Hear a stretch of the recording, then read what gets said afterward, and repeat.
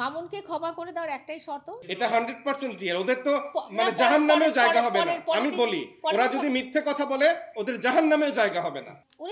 উনি ছিলেন যেটা আপনারা ভিডিওতেও দেখেছেন এবং অন্যরা দেখেছে, ওরা দেখেনি বাট কিন্তু অন্যরা দেখেছে। সোশ্যাল মিডিয়াতে বলছেন যে আপনার বাসায় তো কখনোই সে আসে না এবং থাকে না।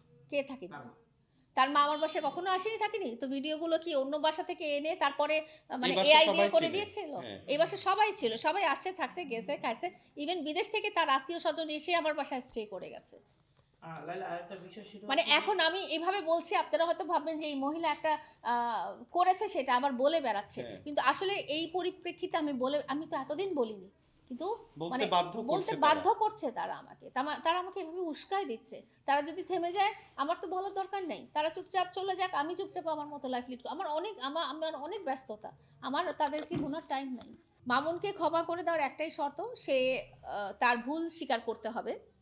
পাবলিকলি সে আমাকে যেভাবে ক্ষতিগ্রস্ত করেছে, শুধুমাত্র আমি বলেছি যে সে পাবলিকলি এসে তার ভুলটা স্বীকার করতে হবে এবং ক্ষমা চাইতে হবে, যে আমি ভুল করেছি, আমি ক্ষমা চাচ্ছি এবং এই ধরনের ভুল আমি অন্য কোনো মেয়ের সাথে আর কোনোদিনও করবো না। কারণ সে এখন ইয়াং এজে আছে, সে আরও একটা মেয়ে ধরবে, আরেকটা মেয়ের সাথে এরকম করবে, সে আরেকটা 100টা মেয়ে ধরবে, করবে, তাদের সাথে 100%। অবশ্যই করবে। আমার সাথে, আমার মতো মানুষের সাথে, যে তাকে মানে কি বলবো, সে যখন নেশা করে রাস্তায় পড়ে থাকতো, রেল লাইনে পড়ে থাকতো, এক এক জায়গা থেকে আমি তুলে তাকে নিয়ে আসতাম, সে আমার গায়ের উপর বমি করতো, সে আমার বিছানায় বমি করতো, তাকে আমি নিজ হাতে গোসল করাই দিতাম। সেই মানুষটাকে, যাকে আমি নিজ হাতে খাইয়ে দিয়েছি, যার মাকে আমি চিকিৎসা করাতে নিজে ডাক্তারের কাছে নিয়ে গেছি, যার বোনের চিকিৎসার জন্য আমি টাকা দিয়েছি, যার ভাবির চিকিৎসার জন্য আমি হেল্প করেছি, এবং যাদের যখন যেটা দরকার ছিল, তাদের বাড়ি ভাড়া দেওয়ার টাকা ছিল না, তাদের বাসায় খাবার ছিল না, তাদের বাসায় চাল ছিল না, তারা আমার বুয়াকে বলেছে যে লাইলাকে না বলে আমাকে একটু চাল পাঠা আমার বাসায়। তার বাসায় বাচ্চাদের দুধ ছিল না, সেগুলো আমি দিয়েছি। তাদের শরীরে যদি এতটুকু রক্ত যায়, সেই রক্তটাও কিন্তু আমার অবদান ছিল 3 বছর। সো সেইটা অস্বীকার করে সে যদি আমার সাথে এরকম খারাপ কিছু করতে পারে, সে যে কোনো মেয়ের সাথেই করতে পারবে, যে কোনো মেয়ের সাথেই করবে। আপনি জানতেন যে মামুন নেশা করে, বমি করে, আপনি বললেন, তাও কেন মামুনকে আপনার ঘরে টেনে নিলেন? আমার সাথে যখন তার পরিচয় এবং প্রেম ছিল তখন এগুলো আমি জানতাম না, কারণ তখন আমরা আলাদা থাকতাম। কিন্তু যখন একসাথে থাকা শুরু করেছি তখন আমি দেখেছি এবং তখন থেকে আমি শুধরানোর চেষ্টা করেছি। আমাকে মারামারির ঘটনাটা কিন্তু নেশা করতে যাওয়া নিয়েই মারামারির ঘটনা হয়েছে। সে নেশা করতে যাবে আমি মানা করেছি, সেই হিসেবেই কিন্তু সে আমাকে মেরেছিল। এবং আমরা কালকে কিন্তু একটা ভিডিও দেখেছি, আপনি আপনার হাজবেন্ডকে দিয়ে, এক্স হাজবেন্ডকে দিয়ে তাকে মানে পাওয়ার দেখাচ্ছেন। এটা সে প্রমাণ করতে হবে। আমার কোনো পাস্ট হিস্ট্রি নিয়ে সে যদি কোনো কথা বলে, সে প্রমাণ সহ আসবে এবং প্রমাণ সহ সে বলবে, এটা নিয়ে আমি কিছু বলবো না। ও কাকে নিয়ে পাওয়ার দেখায়, ওকে একটু বলবেন যে ও কাকে নিয়ে পাওয়ার দেখায়। এন্ড হচ্ছে ও যে সবাইকে পিটাইতে চায়, মারতে চায়, এবং সে শুধু মারতে চায় না, সে মারেও। মানুষকে রাস্তাঘাটে মারতে যায়। আমি আজকেই বলে যাচ্ছি যে ও আমার পেছনে যেভাবে লেগেছিল কিছুদিন আগ পর্যন্ত, মানে ও তো পারে তো আমাকে খেয়ে ফেলবে, লাইক এরকম ওপেন থ্রেট সে আমাকে দিচ্ছিল। ও কার পাওয়ার এই থ্রেটগুলো দেয়? আমি তো ওকে বলেছি যে ঠিক আছে, তোমার যদি সাহস থাকে বা তোমার যদি এরকম কোনো পাওয়ার থাকে তুমি আমাকে মারতে পারো, তুমি লাইলাকে মারতে পারছো বাট আমাকে মারতে পারবা না। আমি তো ওকে ওপেনলি বলেই দিছি যে লাইলাকে তুমি মারতে পারো বাট আমাকে তুমি কখনো মারতে পারবা না।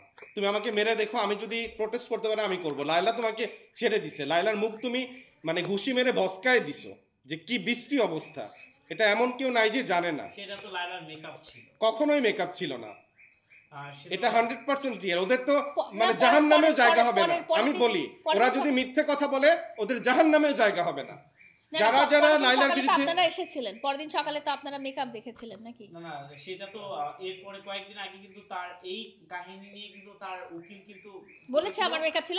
আমি উকিলের কথা বা তার কথা বাদই দিলাম, আমি আপনাদের কথা জিজ্ঞেস করি। পরদিন সকালে তো আপনারা এসে আমার কাছে আমার চেহারাটা দেখে গেছেন, তো আপনারা আমাকে বলেন সেটা কি মেকআপ ছিল? আসলে সবকিছু কাগজপত্রতে প্রমাণ হয়। প্রমাণের কথা বলছি না এখানে, যেহেতু আদালত কিছু নাই। কিন্তু আপনি কি আমার চেহারায় জখম দেখেছিলেন? কি যারা পরিচিত তারা সবাই এসেছে, সবাই দেখেছে।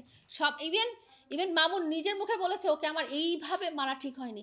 ও আমাকে মোবাইল 13 Pro Max দিয়ে মারার কারণে ওর মোবাইল ভেঙে গেছে। আপনি চিন্তা করতে পারেন একটা মোবাইল দিয়ে মুখে কত জোরে। তারপরে কথা, সে যখন এগুলো ঢাকার চেষ্টা করলো, সে এখন বলে কি যে তার ফেসে তো সার্জারি করা। আচ্ছা, তুমি যদি জানো আমার ফেসে সার্জারি করাই থাকে, তুমি আমার মুখে মেরেছো কেন? আমি যদি জানি আপনার পেটে সার্জারি করা থাকে, আমি মারলেও 2-4টা চর মারবো, আপনি কি আপনার পেটে মারবো? তুমি আমার জীবনসঙ্গী হয়ে তুমি আর জেনে ফেলেছো যে আমার মুখে সার্জারি করা, তাহলে তুমি আমার মুখে কেন মেরেছো? তুমি আর তখন কোনো সার্জারি, তখন তো আমার তাইলে আর ডাক্তার মানুষের উইক পয়েন্ট জানার পরে সে জায়গায় হাত দেয়, ও কেমন মানুষ? ও কেমন মানুষ? আচ্ছা সার্জারি সে জানে, মিয়ামি কাছে কি সবসময় সেই নিয়ে যেত আপনাকে? না, এটা মিয়ামির কাছে আমরা প্রথমে গিয়েছিলাম প্রমোশনের জন্য, এটা তানজিল জনি নিয়ে গেছিল। এবং আপনি দেখেন যে আপনি এখন বিভিন্ন, এটাও কিন্তু বিভিন্ন জায়গায় বলে যে আপনি এখন বিভিন্ন ছেলেদেরকে নিয়ে ঘুরেন, এটাও কিন্তু সে কিন্তু মিডিয়াতে বলে। এটা আমি বিভিন্ন ছেলেদেরকে নিয়ে ঘুরবো কেন? এটা তো সে যখন বাসায় ছিল সবার সাথে, এটা তো তার বাসা ছিল, এটা তো শুধু আমার একার বাসা ছিল না, এটা আমার আর মামুনের বাসা ছিল। এবং আমার আর মামুনের বাসায় মামুনের বন্ধুরা আসতো কন্টেন্ট ক্রিয়েশনের জন্য, তখন আপনারা কন্টেন্টের মধ্যে দেখবেন তখনও আমি ছিলাম, এবং তারা সবাই ছোট ভাই, তারা ওর মতোই, ও যেরকম সবাই ছোট সবাই ভাই। ভাবি ডাকে, আপু ডাকে, এইভাবেই। এবং আমি তো ঘোরার কিছু নাই এখানে, আমি ঘুরবো কেন? বরং আপনারা যারা নিউজ প্রেজেন্টার তারা এটাকে অন্যভাবে প্রেজেন্ট করতে পারেন বা মামুন করতে পারে, বাট আমরা যারা ওর সাথে রিলেটেড সবাই ওর কেউ ছোট ভাই, কেউ দেবরের মতো, মানে জাস্ট আমরা এভাবেই তার সাথে আসবা ক্যামেরা। ই করি। আচ্ছা আরেকটা আসো। সেটা হচ্ছে কি লাস্ট কথা, লায়লা আপনার সাথে যে থেকেছে সবকিছুর প্রমাণ আপনি দেখিয়েছেন, এবং সে তো এটা আসলে মেনে নিচ্ছে না, সে তো সে তার মেনে নেওয়ারও দরকার নেই, সে যে অমানুষ সেটা প্রমাণ করছে, কারণ মানুষজন তো দেখে আসছে, মানুষজন তো বোকা না। হ্যাঁ, আর আবার তার মতো মানুষের কাছে প্রমাণ চাওয়ারও কিছু নেই। আমি অনেক গরিব মানুষকে হয়তো হেল্প করেছি, তাদের কাছে যে আমার বলতে হবে না যে আমি তোমাদেরকে হেল্প করেছি, তোমরা সেটা যে প্রকাশ করো। আমি তাকে এই মুহূর্তে ওইরকম একটা গরিব মানুষই হিসেবে ভেবে নিব, যে আমার কাছে এসেছিল, আমার কাছ থেকে সাহায্য নিয়েছে, বড় হয়েছে, চলে গেছে, কিন্তু সেই পর্যন্ত ঠিক আছে, কিন্তু তারপরে সে আমাকে যে ক্ষতি করার চেষ্টা করছে, এটা তো আমি আসলে মানবো না। আমি প্রথমত মানবো না, পরবর্তীতে সে যদি আরো বিগার চেষ্টা করে তখন আমার পরিবারের মানবে না। আর একটা কথা সেটা কাল কিন্তু সে বলেছে 100 কোটি টাকা যখন আপনি বলেছেন, সে বলছে আমি কিভাবে দেব, আমি তো গরিব, আমি তো 100 কোটি টাকা দিতে পারবো না, হয়তো আমার কিডনি বিক্রি করতে না না হবে। না, উনি কোথায় গরিব? উনি এত টাকার দামের জামা কাপড় পরছে, এত কোটি টাকা দামের জুতা পরছে, এত বড় বড় প্রতিষ্ঠানের মালিক, উনি কিভাবে গরিব হয় ভাই?